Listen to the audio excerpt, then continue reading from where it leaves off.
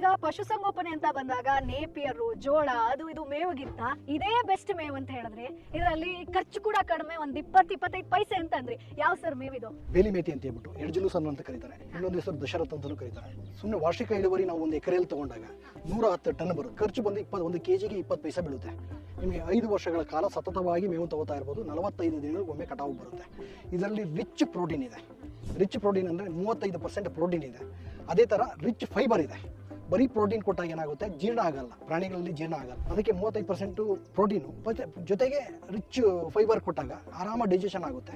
ನಮ್ಮ ಮೇಕೆ ಅಥವಾ ಕುರಿ ಹಸುಗಳು ಯಾವುದೇ ಆಗಲಿ ತುಂಬ ಚೆನ್ನಾಗಿ ಬೆಳವಣಿಗೆ ಆಗ್ತವೆ. ಹಾಲಿನ ಪ್ರಮಾಣ ಜಾಸ್ತಿ ಆಗುತ್ತೆ. ನಿಮ್ಗೆ ಕನಿಷ್ಠ ಅಂದರೂ 15-25% ಹಾಲಿನ ಪ್ರಮಾಣ ಜಾಸ್ತಿ ಆಗುತ್ತೆ ಇದರಿಂದ ಹಸುಗಳಲ್ಲಿ. ಇದನ್ನು ಬೀಜಗಳ ಮುಖಾಂತರ ನಾಟಿ ಮಾಡಬೇಕಾಗುತ್ತೆ. ಒಂದು ಎಕರೆಗೆ 12 kg ಬೀಜ ಬೇಕಾಗುತ್ತೆ. 12 kg ಬೀಜ ತೊಗೊಂಡು ಅದನ್ನು ಒಂದು ಪೂರ್ತಿ ಹಾಟ್ ವಾಟ್ರಲ್ಲಿ, ಕೈ ಸುಡುವಂಥ ನೀರಲ್ಲಿ ಹಾಕಿ ಅದನ್ನು ಒಂದು 3 ನಿಮಿಷಗಳ ಕಾಲ ಬಿಡಬೇಕು. 3 ನಿಮಿಷ ಆದಮೇಲೆ ತೆಗೆದು ತಣ್ಣೀರಲ್ಲಿ ಹಾಕಬೇಕು ರಾತ್ರಿ ಎಲ್ಲ.